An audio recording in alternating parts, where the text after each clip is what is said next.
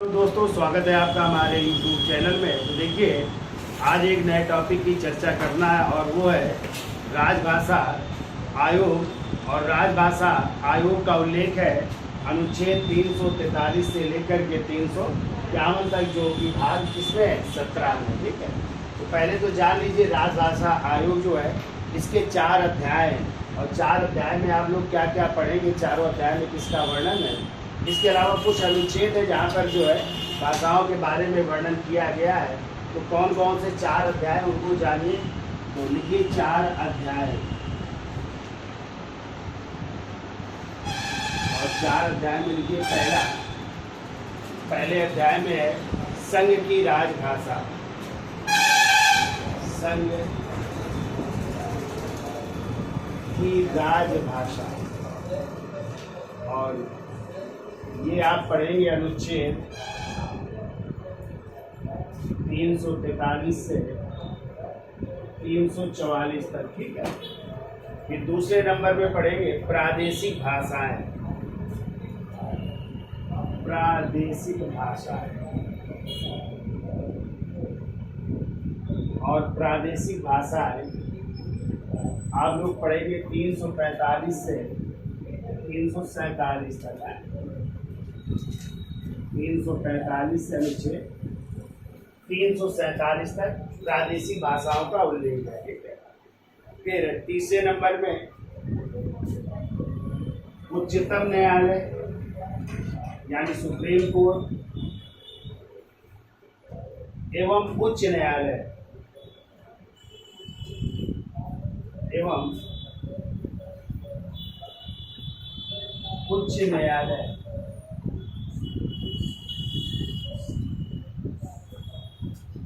की भाषा। और ये आप पढ़ेंगे अनुच्छेद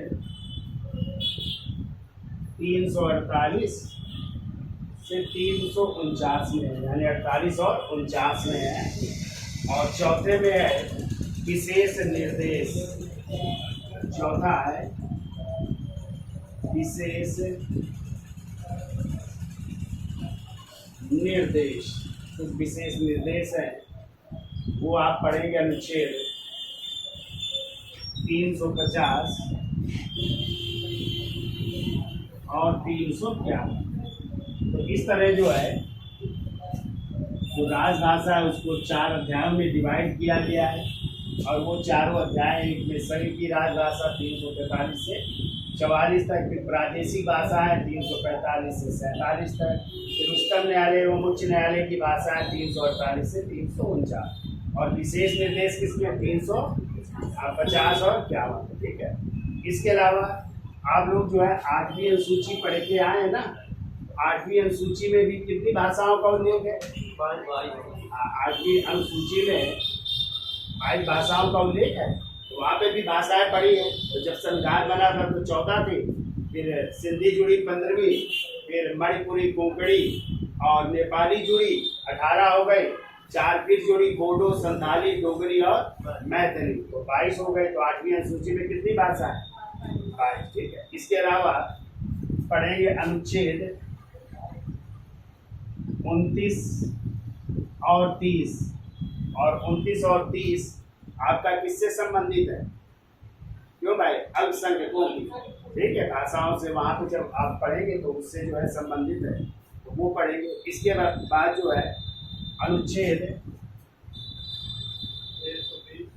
120 पढ़ेंगे और 210 पढ़ेंगे। ठीक है, ये कहाँ का उल्लेख है? संसद और विधानसभा में। ठीक है, संसद जो है इन भाषाओं में जो है बात कर सकते हैं, उसका उल्लेख किया गया। संसद की भाषा और राज्यों के विधानमंडल की भाषाओं का उल्लेख है। तो यहाँ पे भी आप भाषाओं का उल्लेख है पढ़ेंगे। ठीक है, अब हेडिंग डाल दीजिए राजभाषा। तो उसका स्क्रीन शॉट ले लो और फिर हेडिंग डालिए राजभाषा। तो देखिए हेडिंग डालिए राजभाषा। तो राजभाषा क्या होती है? क्यों भाई?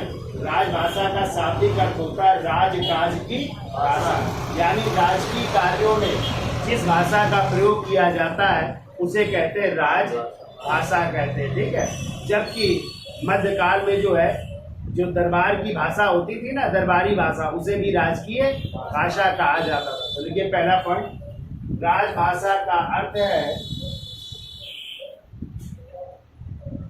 राजभाषा का अर्थ है, राजभाषा का अर्थ है राजकाज की भाषा है, राज काज की भाषा, राजकाज की भाषा, अर्थात जो भाषा देश के राजकीय कार्यों में, जो भाषा देश के राजकीय कार्यों में, देश के राजकीय कार्यों में प्रयुक्त की जाती है, वो क्या कहलाती है? राजभाषा कहलाती है। जो भाषा देश के राजकीय कार्यों में प्रयुक्त की जाती है उसे राजभाषा कहते हैं। ठीक है, फिर एक लोग राजाओं, जब राजा होते थे और नवाबों के समय, जब नवाब होते थे, नवाबों के समय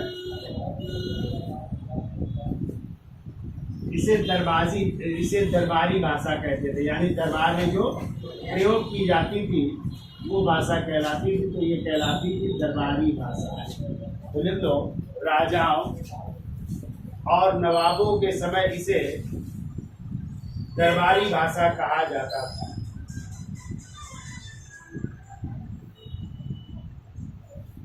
अब देखिए अगला पॉइंट, लिखो सबसे पहले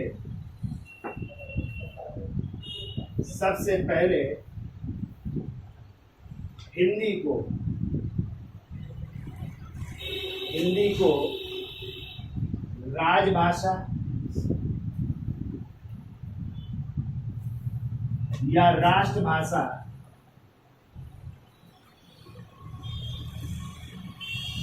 बनाने का आह्वान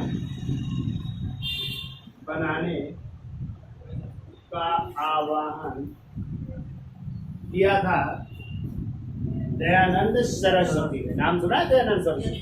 उन्होंने कहा था हिंदी क्या होनी चाहिए? राजभाषा होनी चाहिए। देखो, बनाने का आह्वान दयानंद सरस्वती, नाम सुना है इनका? क्या नाम था बचपन में? मूल शंकर नाम था। कौन सी इन्होंने संस्था स्थापित की थी?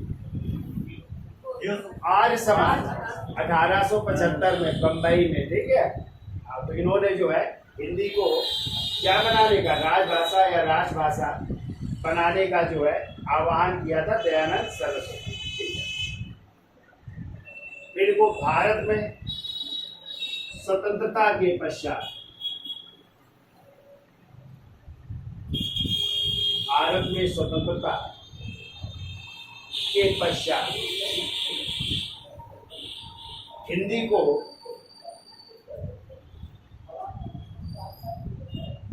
कैसे लिखो? राष्ट्रभाषा, हिंदी को राष्ट्रभाषा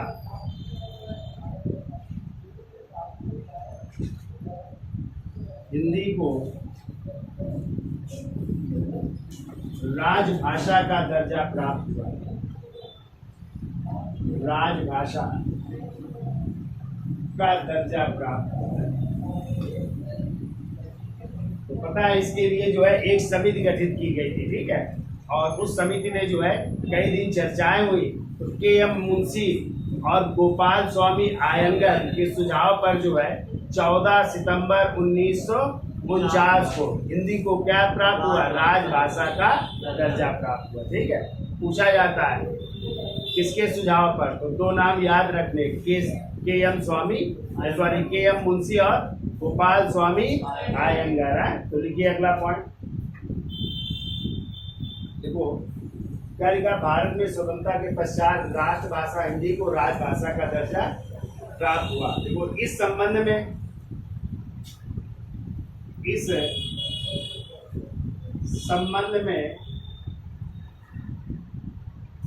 11 सितंबर 1949 से 14 सितंबर 1949 के बीच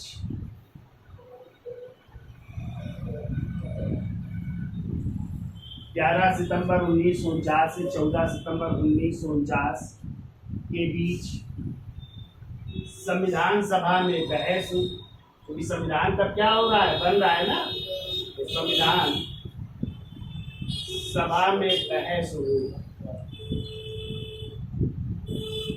संविधान सभा में बहस हुई और इसमें अंग्रेजी,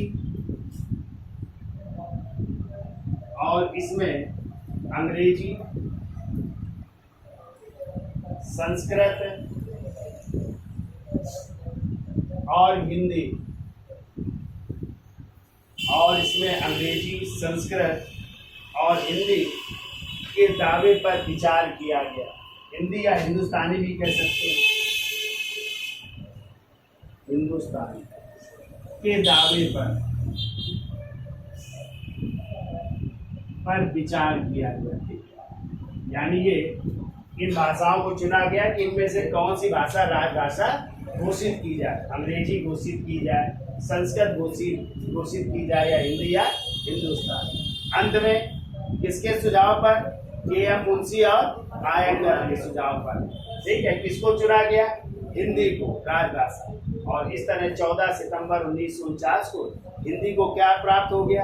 राजभाषा का दर्जा प्राप्त हो गया। और इस कारण जो है 14 सितंबर को आप लोग क्या मनाने लगे? हिंदी दिवस। तो हिंदी दिवस कब मनाते हो? 14 सितंबर को। तो देखिए अगला पॉइंट देखो, के.एम. मुंशी, के.एम. मुंशी एवं गोपाल स्वामी आयंगर, ये भी प्रारूप समिति के सदस्य थे ना, संविधान सभा के सदस्य। गोपाल स्वामी आयंगर के सुझाव पर या इनके फार्मूले द्वारा, कुछ भी कर सकते हैं, के फार्मूले द्वारा 14 सितंबर 1949 को हिंदी को क्या दिया गया? राजभाषा का दर्जा है। हिंदी को राजभाषा का दर्जा दिया गया और इसलिए 14 सितंबर को आप लोग क्या मनाते हो? हिंदी दिवस। तो हिंदी तो राजभाषा का दर्जा प्राप्त हो गया, लेकिन साथ में ये भी कहा गया कि अगले 15 साल तक यानी 1965 तक सहायक भाषा के रूप में क्या बनी रहेगी? अंग्रेजी बनी रहेगी। ठीक है, तो आगे जोड़ लेना। और सहायक भाषा के रूप में, सहायक भाषा के रूप में अंग्रेजी को 15 वर्षों तक या कह सकते 1965 तक जो है सहायक भाषा के रूप में रखने का भी जो है प्रस्ताव रखा गया कि अंग्रेजी क्या बनी रहेगी 15 वर्षों तक, सहायक भाषा। लेकिन फिर जो है 65 में इसको फिर निर्णय लेना था, तो 63 में फिर निर्णय लिया गया और अंग्रेजी को जो है फिर सहायक भाषा के रूप में आगे फिर बढ़ा दिया गया। और तब से लेकर के आज जो है अंग्रेजी आपकी सहायक भाषा के रूप में चली आ रही है। और आज तो अंतर्राष्ट्रीय लैंग्वेज ही आपकी क्या हो गई है? अंग्रेजी। तो अंतर्राष्ट्रीय भाषा के रूप में किसका प्रयोग हो रहा है? हाँ, इसीलिए अभी कह सकते हैं कि हमारी राजभाषा कोई अभी स्पेशल हिंदी नहीं, दर्जा प्राप्त है, लेकिन कहीं भी जो है इसका कोई उल्लेख नहीं है। ठीक है, चलिए इसका स्क्रीनशॉट है, तो फिर आगे चलते हैं। तो देखिए इस तरह हिंदी आपकी क्या हो गई? राजभाषा हो गई। ठीक है, और हमने बताया भाषा जो है अनेक बोलियों का क्या होता है? समूह होता है, उसका अपना व्याकरण और मानक होता है। और हिंदी जो है इस समय कितने बोलियों का समूह है? 18 बोलियों का समूह है, ये भी याद रखिएगा आप लोग। अब देखिए मदर भाषा क्या होती है, मदर लैंग्वेज क्या होती है, यानी मातृभाषा क्या होती है। तो मानव जो अपने जीवन में या अपने परिवेश में जहाँ पे वो रहता है, जिस परिवेश में रहता है, वहाँ पे जो बोली बोली जाती है, जो भाषा बोली जाती है, वही उसकी मातृभाषा होती है। आप जिस जिले में रहते हैं या जिस क्षेत्र में रहते हैं वहां पे जो लोग बोलते हैं वो उसकी क्या होती है, मातृभाषा होती है। ठीक है, तो जो जिस क्षेत्र में रहता है वहां पे जो भाषा बोली जाती है उसकी क्या कहलाती है, मातृभाषा कहलाती है। ठीक है, तो देखिए मातृभाषा में देखो, मनुष्य अपने परिवेश में, मनुष्य अपने परिवेश में, परिवेश का मतलब जहाँ पे रहता है, अगल बगल का इलाका, अपने परिवेश में जो भाषा बोलता है, जो भाषा बोलता है वही क्या कहलाती है, मातृभाषा। यानी आप अपने माँ बाप भाई बहन के साथ रह रहे हैं ना, या उस इलाके में रह रहे हैं, जिस गांव में रह रहे हैं, तो वहाँ पे जो भाषा बोली जाएगी वही आपकी क्या होगी, मातृभाषा। ठीक है, फिर अंग्रेज बन जाते हैं, अंग्रेजी आने लगती है थोड़ा। ठीक है, शहर में आ गए तो अब देखिए हेडिंग डाल दीजिए, राष्ट्रभाषा क्या है, यानी नेशनल लैंग्वेज है।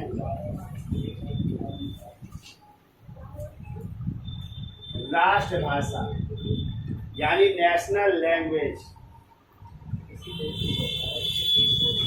तो देखो, राष्ट्र में बहुतायत लोगों द्वारा, राष्ट्र में बहुतायत लोगों द्वारा बोली जाने वाली भाषा, लोगों द्वारा बोली जाने वाली भाषा, बोली जाने वाली भाषा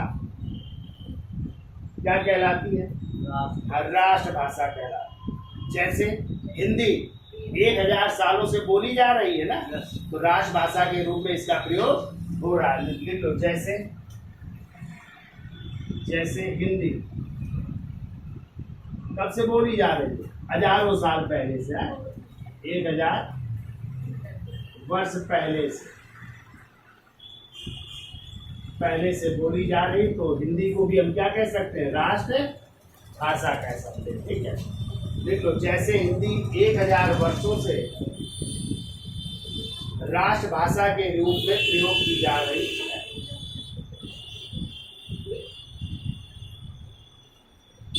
फिर देखो, संपर्क भाषा क्या होती है, तो देखिए संपर्क भाषा,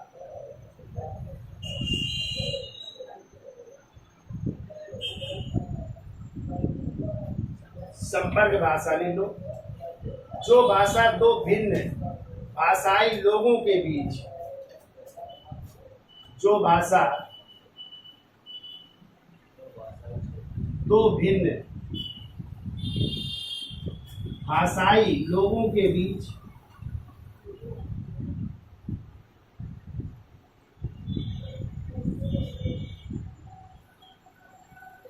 क्या लिखा, जो भाषा दो भिन्न भाषाई लोगों के बीच संपर्क हेतु प्रयोग की जाती है,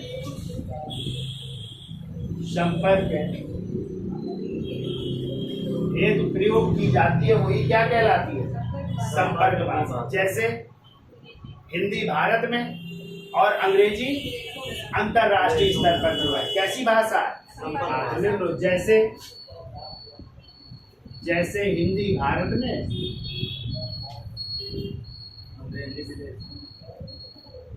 और अंग्रेजी अंतरराष्ट्रीय स्तर पर है, अंतरराष्ट्रीय स्तर पर।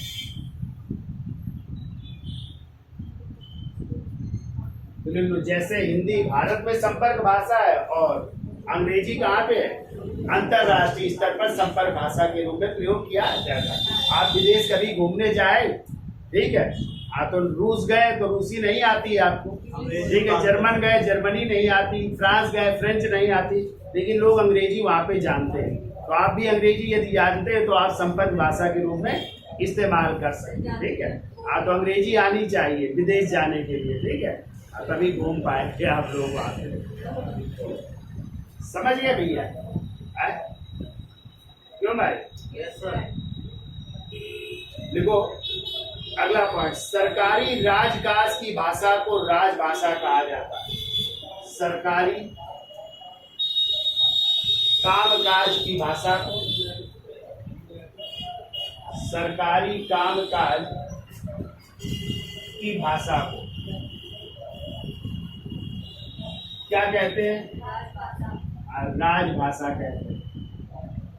जैसे आप लोग मध्यकालीन इतिहास पढ़ा है तो वहां पे किसका प्रयोग होता था? फारसी। क्या थी राज की भाषा? फारसी थी। और जब ब्रिटिश काल आए तो अंग्रेजी हो गई। ठीक है, तो देखो सरकारी कामकाज की भाषा क्या कहलाती है? राजभाषा कहलाती है। जैसे लिख लो, जैसे मध्यकाल में, जैसे मध्य काल में राजभाषा क्या थी? फारसी थी। और जब अंग्रेजों का काल आया यानी ब्रिटिश काल में लिखो, ब्रिटिश काल में क्या हो गई? अंग्रेजी हो गई। लिख लीजिए, सरकारी कामकाज की भाषा को राजभाषा कहा जाता है। जैसे मध्यकाल में फारसी और ब्रिटिश काल में अंग्रेजी। ठीक है, अब हम चर्चा कर लेते हैं संघ की राजभाषा क्या है, यानी ऑफिशियल भाषा संघ की क्या है, केंद्र शासित प्रदेश। तो आप लोग इसका उल्लेख अनुच्छेद 343 और फिर 343 के फर्स्ट का क्या कहता है कि संघ की राजभाषा क्या होगी? हिंदी होगी। ठीक है, और अंक क्या होंगे? 1 2 3 4 5 मतलब 0 से लेकर के 9 तक। ठीक है, और लिपि क्या होगी? देवनागरी लिपि होगी। क्लियर? चलिए इसका स्क्रीनशॉट ले लो, फिर हेडिंग डालिए संघ की। तो देखिए संघ की राजभाषा की चर्चा की गई है। तो देखो अनुच्छेद 343 के, देखो अनुच्छेद 343 में संघ की राजभाषा का प्रावधान है। संघ की राजभाषा का प्रावधान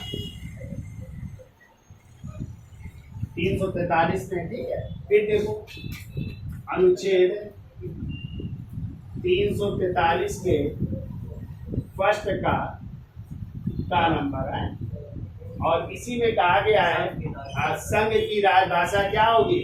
हिंदी। तो देखो संघ की राजभाषा, संघ की राजभाषा हिंदी होगी। क्या होगी? हिंदी होगी। और लिपि यदि आ जाए क्या होगी? तो लिपि हो जाएगी देवनागरी। आपकी हिंदी की लिपि क्या है भाई? देवनागरी है।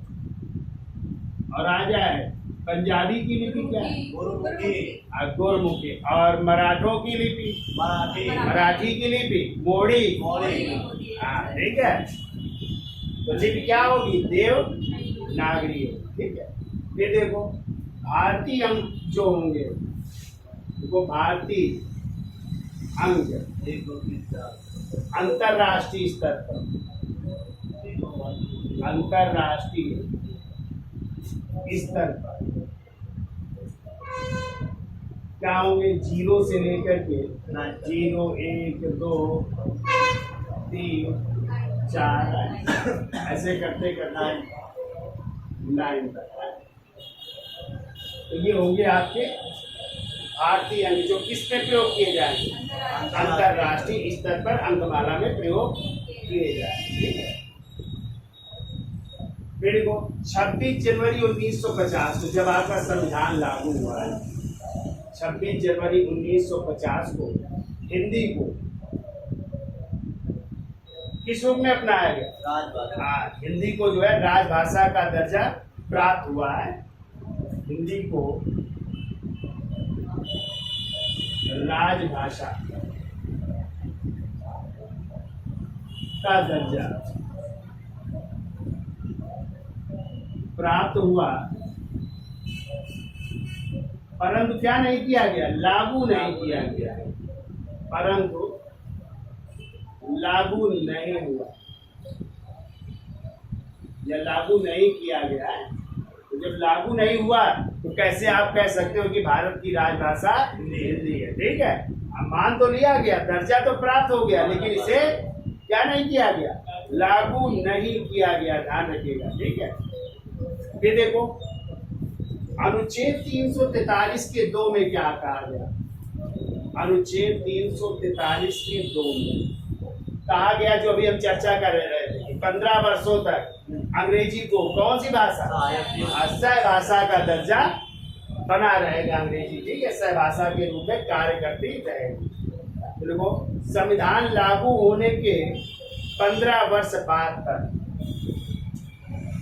संविधान लागू होने के 15 वर्ष बाद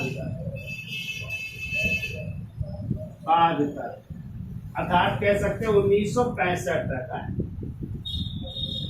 1965 तक सह भाषा के रूप में,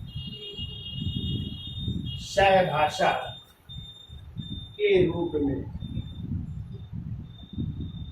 सह भाषा के रूप में क्या बनी रहेगी? अंग्रेजी बनाए रखी जाएगी, अंग्रेजी बनी रहेगी, ठीक है, अंग्रेजी सह भाषा के रूप में 15 वर्ष तक ये कहा गया, अंग्रेजी सह भाषा के रूप में कार्य करती रहेगी, ठीक है। फिर को संसद ने इस शक्ति का प्रयोग करते हुए, इस शक्ति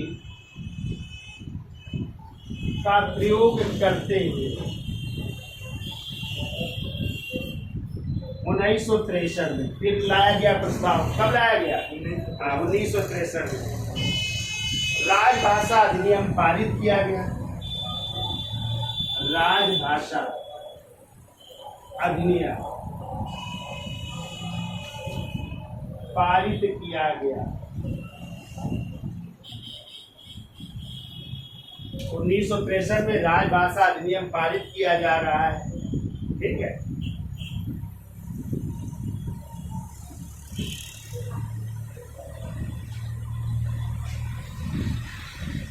और क्या कहा गया? कहा गया 26 जनवरी 1965 से, वो 26 जनवरी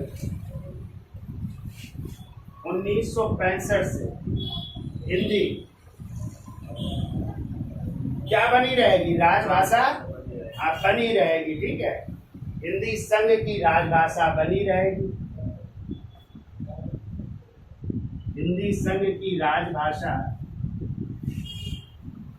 बनी रहेगी, परंतु साथ में अंग्रेजी भी क्या होगी? सरकारी प्रयोजनों के लिए बराबर प्रयुक्त होती रहेगी। देख लो, साथ में अंग्रेजी भी सरकारी प्रयोजनों में, सरकारी प्रयोजनों में बराबर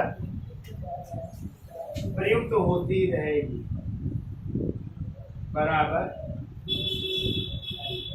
प्रयुक्त होती रहेगी। और तब से लेकर आज तक अंग्रेजी जो है सरकारी प्रयोजनों में प्रयुक्त होती रहती है। और अभी आप पढ़ेंगे, आप लोग संसद न्यायालयों की भाषा ही क्या है? अंग्रेजी। यानी जो भी डिसीजन होते हैं जो न्यायालय द्वारा या उच्चतम न्यायालय या उच्च न्यायालय द्वारा, वो किसमें दिए जाते हैं? अंग्रेजी। तो आप लोग अभी नहीं कह सकते हो कि हिंदी हमारी राजभाषा, जब तक जो है सहायक भाषा के रूप में अंग्रेजी कार्य करती रहेगी। आप पूर्ण रूप से नहीं कह सकते कि हिंदी हमारी राजभाषा। ये देखिए फिर आ रहा है अधिनियम, तो इसका स्क्रीनशॉट ले लो, फिर आगे चलते हैं। तो देखिए 1967 में, ठीक है, 1967 में फिर राजभाषा संशोधन अधिनियम आया। राजभाषा संशोधन अधिनियम आ रहा है, ठीक है। और इसमें ये कहा गया कि जब तक सभी राज्य, ठीक है, सभी राज्यों द्वारा सहमति नहीं प्रदान की जाती है, तब तक अंग्रेजी क्या होगी? सह भाषा के रूप में कार्य करती है। यानी जब सभी राज्य सहमत हो जाएंगे तो हिंदी राजभाषा हो जाएगी। और अभी जो है तब तक किस भाषा को? अंग्रेजी को किस रूप में प्रयोग की जाएगी? सह भाषा के रूप में प्रयोग की जाएगी, ठीक है। ये किया गया कब? 1967, ठीक है। फिर देखिए 1976 में, अगला पॉइंट को 1976 में गृह मंत्रालय 1976 में गृह मंत्रालय के अधीन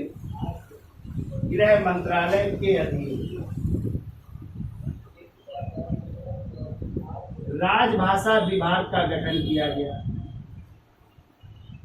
राजभाषा विभाग का गठन किया जा रहा है, यानी गृह मंत्रालय के अधीन किसका गठन किया गया? एक राजभाषा विभाग का गठन किया गया जो हिंदी के प्रचार प्रसार के लिए प्रतिबद्ध है। किसके लिए? हिंदी के, जो हिंदी के प्रचार प्रसार के लिए प्रतिबद्ध है, यानी हिंदी का क्या करेगी? प्रचार और प्रसार करेगी। ठीक है, तो राजभाषा विभाग का गठन किया गया जो हिंदी के लिए क्या करेगी? प्रचार प्रसार का कार्य करेगी। ठीक है, ये देखो 1986 में फिर एक जो है त्रिफार्मूला लाया गया। ठीक है, देखो 1986 में त्रिफार्मूला का मतलब 3 भाषाओं को सीखने का सुझाव है। कितनी भाषाओं? कहा गया 3 भाषाएं आप सीख सकते हैं। 3 भाषाओं को सीखने का सुझाव लाया गया। ठीक है, और वो 3 भाषाएं कौन कौन सी थी? एक तो कहा गया या तो आप मातृभाषा अपनी सीखिए। ठीक है, और जहाँ पे पैदा हुए, जहाँ पे बड़े हुए, तो वो भाषा मदर लैंग्वेज है। और दूसरा कहा गया आप अंग्रेजी सीखिए, क्योंकि अंग्रेजी भी अंतर्राष्ट्रीय स्तर पर जरूरी है, तो अंग्रेजी सीखिए। और तीसरे नंबर पे कहा गया आप हिंदी सीख सकते हैं, लेकिन हिंदी के अलावा आप लोग क्या दक्षिण भारत की कोई भी भाषा सीख सकते हैं, क्योंकि हिंदी का विरोध कौन कर रहे थे? दक्षिण भारत के ही लोग कर रहे थे। ठीक है, इस कारण कहा गया आप दक्षिण भारत की कोई भी भाषा सीख सकते हैं। तो हिंदी या दक्षिण भारत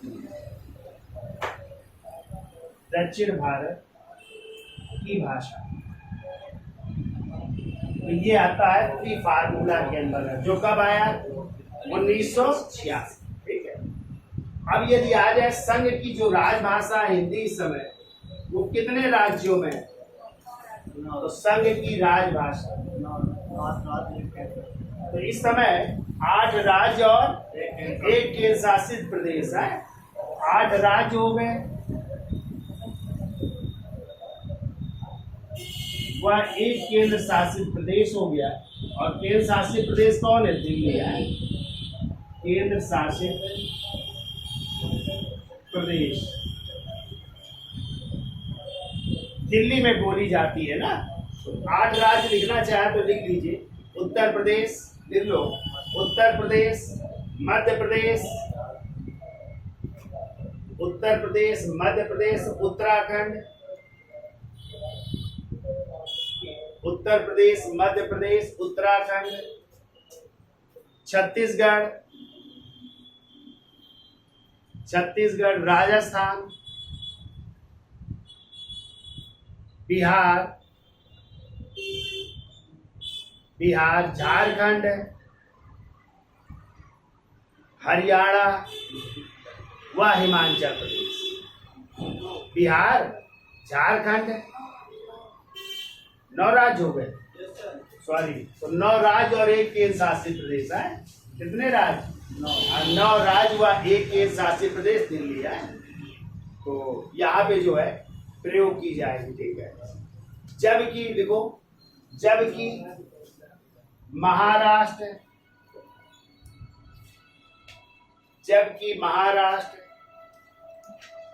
गुजरात, पंजाब,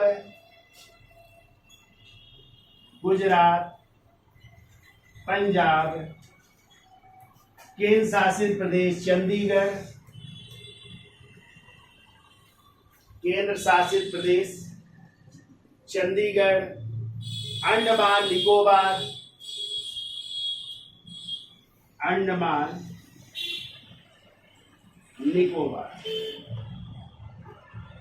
निकोबार में हिंदी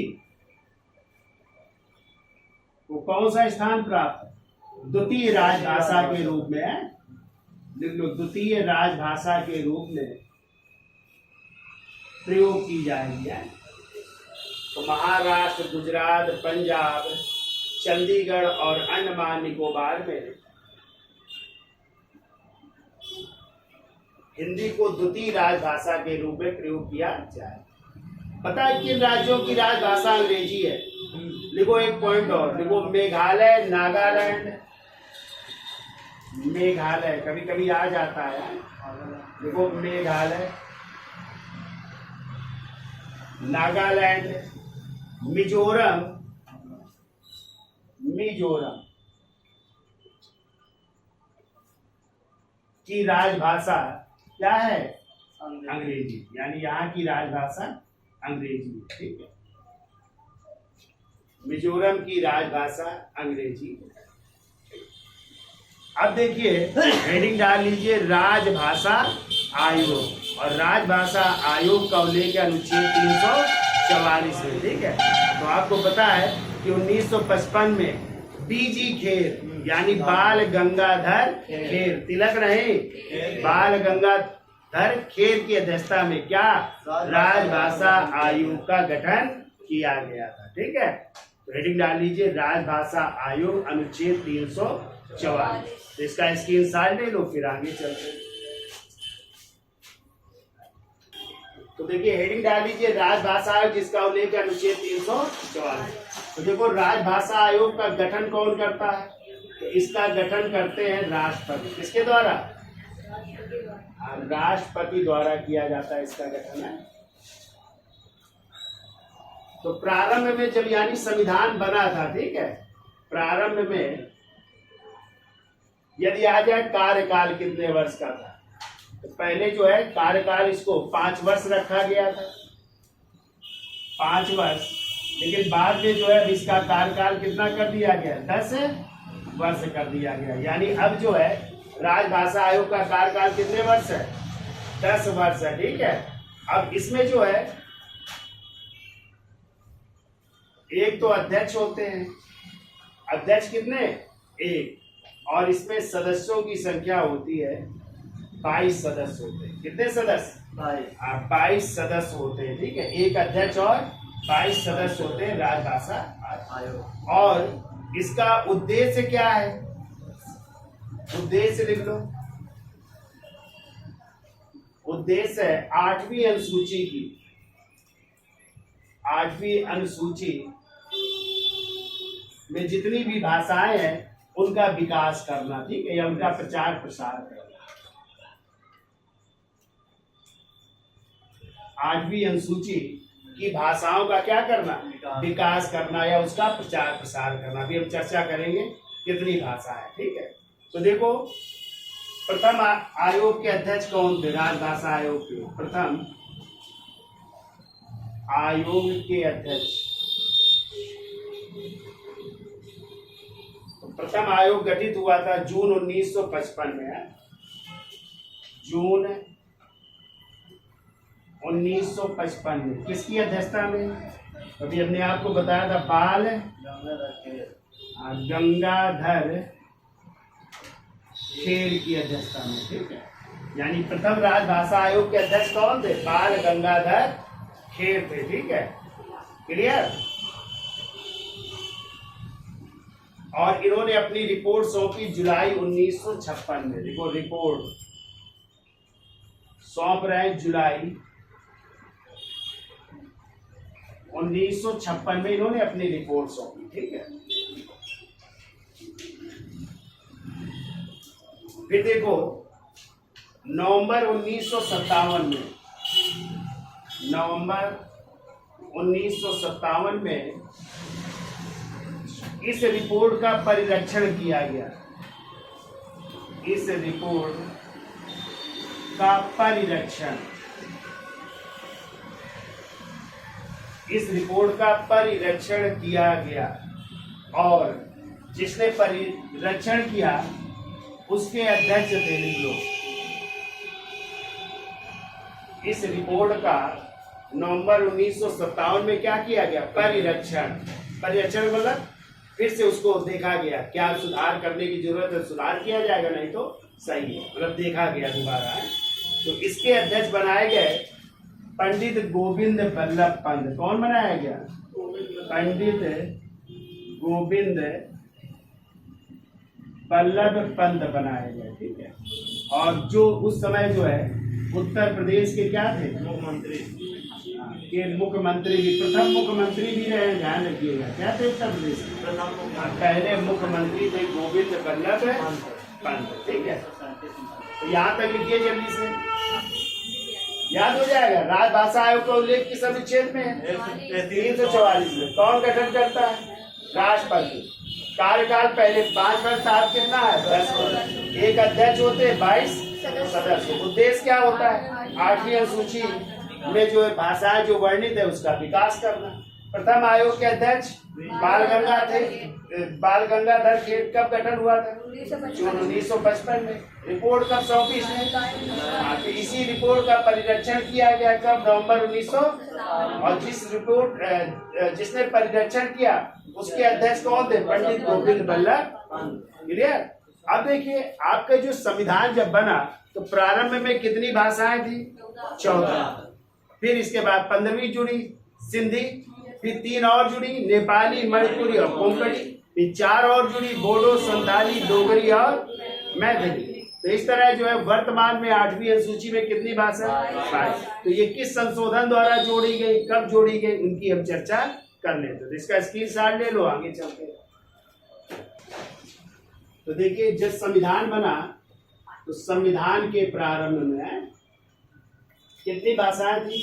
14 भाषाएं थी, ठीक है। 14 भाषाएं। अब देखिए 15वीं भाषा कौन सी जोड़ी गई? 15वीं भाषा जोड़ी गई, सिंधी जोड़ी गई, ठीक है। और किस संशोधन द्वारा? 21वें संविधान संशोधन द्वारा। 21वें संविधान संशोधन। और ये कब हुआ? 1967 में हुआ, ठीक है। तो 15वीं भाषा जोड़ी गई। फिर इसके बाद 3 और भाषाएं जोड़ी गई, यानी 16, 17 और 18। ये 3 भाषाओं को जोड़ा गया। कौन कौन सी है? तो मणिपुरी, नेपाली और कोंकणी। और ये तीनों भाषाएं जोड़ी गई 71वें संविधान संशोधन है। 71वें संविधान संशोधन 1992 द्वारा, ठीक है। फिर इसके बाद 4 भाषाएं जोड़ी गई, 19, 20, 21 और 21। इसमें तो नमक याद रखना। क्या याद रखो? नमक, नेपाली, मणिपुरी और कोंकणी। और इन 4 में से याद रखना बदमाश है। डी से बोडो, डी से डोगरी, यम से मैथिली और यस से संथाली। यानी कह सकते हैं BDMS है, ऐसे BDMS, जैसी को बदमाश भी कह सकते हैं। और ये किस संशोधन द्वारा जोड़ी गई? हाँ, तो 92वां संविधान संशोधन हुआ। कब हुआ? 2002 या 3 भी कहीं कहीं मिलता है, तो 2 या 3 में है ऐसा। तो इस समय जो है 8वीं अनुसूची है। कहाँ पे भाषाओं का उल्लेख? 8वीं अनुसूची में। तो 8वीं अनुसूची में कितनी भाषाओं का उल्लेख है? 22 भाषाएं हो गई, ठीक है। तो याद हो जाएगा। ना याद हो तो 21 और 71 जोड़ोगे तो क्या आ जाएगा? 92 है। तो तीसरा संशोधन हुआ, 92वां संविधान संशोधन हुआ, ठीक है। तो इस समय 8वीं अनुसूची में कितनी भाषा? 22, ठीक है। अभी जो है 2 भाषाओं का विचार चल रहा है। कौन कौन सी 2 भाषाओं का? भोजपुरी और राजस्थान, लेकिन अभी शामिल नहीं किया गया। तो लिख लो, देखो, प्रमुख प्रादेशिक भाषा, प्रमुख प्रादेशिक भाषा कौन कौन सी? तो एक तो भोजपुरी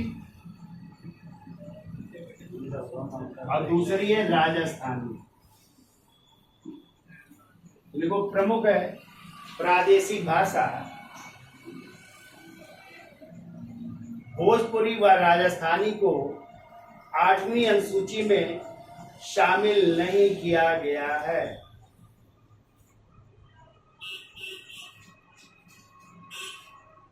ये देखो अनुच्छेद 345 में हमने बताया था प्रादेशिक भाषाओं का उल्लेख है ना। देखो प्रादेशिक भाषाओं व राज्य की राजभाषाओं का उल्लेख है। वह राज्य की राजभाषाओं का राज्य की राजभाषाओं का उल्लेख है। जैसे उत्तर प्रदेश की हम बात करें, उत्तर प्रदेश की राजभाषा क्या है? हिंदी है। और दूसरे नंबर पे क्या है? उर्दू है। उर्दू कब से हुई भैया?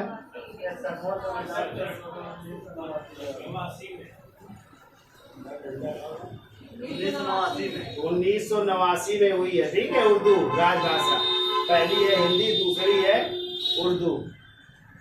तो यहाँ तक इसकी इंसान ले लो, फिर आगे चलते हैं। तो देखिए अनुच्छेद 345 आप लोगों ने पढ़ा, उसमें प्रादेशिक भाषाओं या राज्य की राजभाषाओं का उल्लेख था। जैसे उत्तर प्रदेश की राजभाषा क्या है? हिंदी। और दूसरी क्या है? उर्दू, जो कब हुई? 1989। फिर वो अनुच्छेद 346 में क्या है? देखिए अनुच्छेद 346 में है राज्यों के पत्र व्यवहार की भाषा है। लिख लो, राज्यों के पत्र व्यवहार की भाषा या कह सकते हैं राज्यों के पत्राचार की भाषा है, कुछ भी कर सकते हैं। तो उसका उल्लेख, यानी राज्य जिस भाषा में पत्र व्यवहार करते हैं वो भाषा का उल्लेख इसमें 346 में। ठीक है। फिर वो अनुच्छेद 347, अनुच्छेद 347 और 347 में राज्यों की राजभाषा के लिए लिख लो, राज्यों की राजभाषा के लिए राष्ट्रपति द्वारा विशेष निर्देश है। राष्ट्रपति द्वारा विशेष निर्देश है। तो कुछ निर्देश दिए गए हैं, किसके द्वारा? राष्ट्रपति जी द्वारा है। तो विशेष निर्देश है राज्यों की राजभाषा के लिए। ठीक है। फिर को अनुच्छेद 348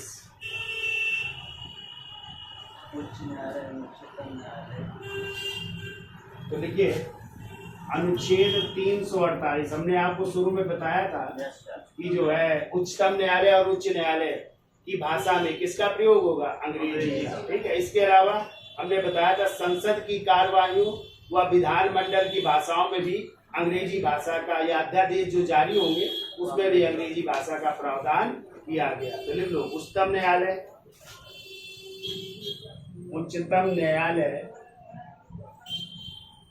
एवं उच्च न्यायालय तथा संसद एवं राज्य विधानमंडल की कार्यवाहियों में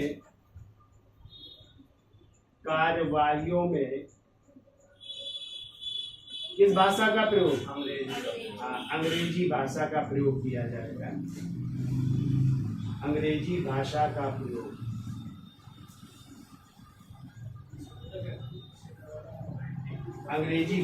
प्रयोग किया जाएगा। ठीक है। कहाँ?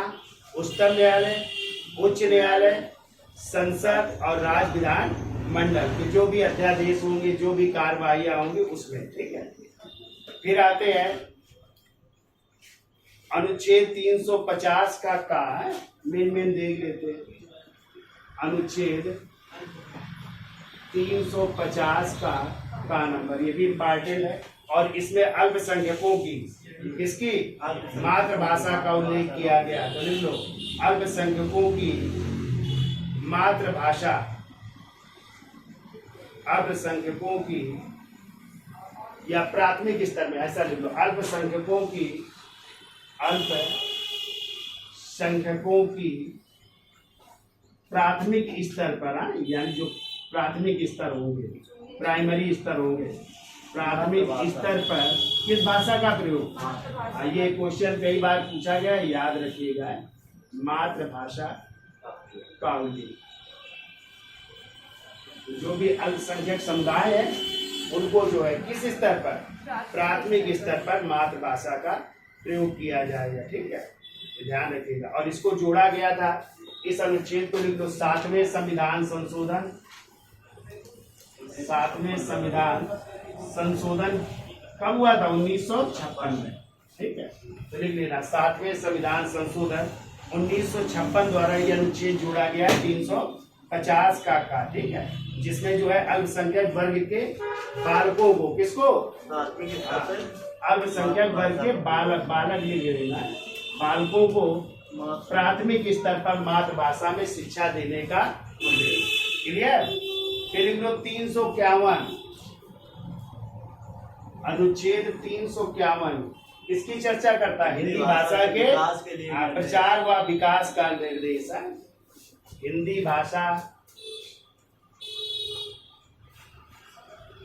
के विकास व प्रचार का निर्देश।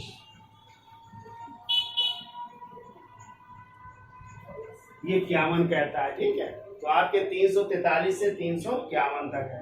फिर हमने आपको बताया था कि अनुच्छेद 120 और 210 की भी चर्चा की थी ना।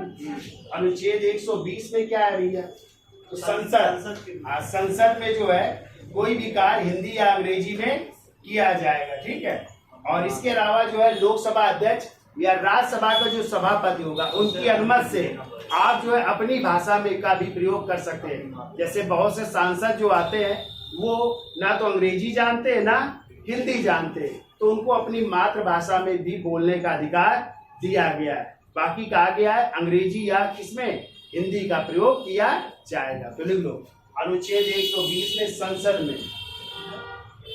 संसद में हिंदी व अंग्रेजी का प्रयोग, हिंदी व अंग्रेजी का प्रयोग। फिर हमने क्या बताया, किसके, लोकसभा में हो तो लोकसभा अध्यक्ष, और राज्यसभा में हो तो राज्यसभा के सभापति के आदेश से मातृभाषा में बोलने का अधिकार है। किसी भी भाषा में बोलने का अधिकार हिंदी या अंग्रेजी के अलावा है। लिख लो, लोकसभा अध्यक्ष और सभापति की अनुमति से मातृभाषा में बोलने का अधिकार। फिर वो अनुच्छेद 210 विधानमंडल, तो जो अधिकार यहाँ पे संसद को है वही अधिकार राज्य में, राज्य में विधानमंडल, राज्य के विधानमंडल में, ऐसा राज्य के विधानमंडल में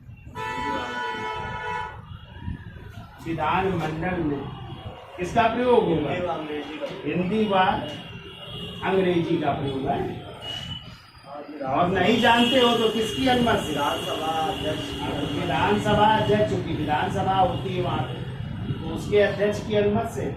और विधान परिषद के क्या होते हैं, सभापति। तो जिन 6 राज्यों में विधान परिषद है तो वहाँ पे विधान परिषद के सभापति की अनुमति से आप अपनी मातृभाषा में भी बोल सकते हैं। मातृभाषा या अन्य भाषा में भी बोलने का अधिकार आपको।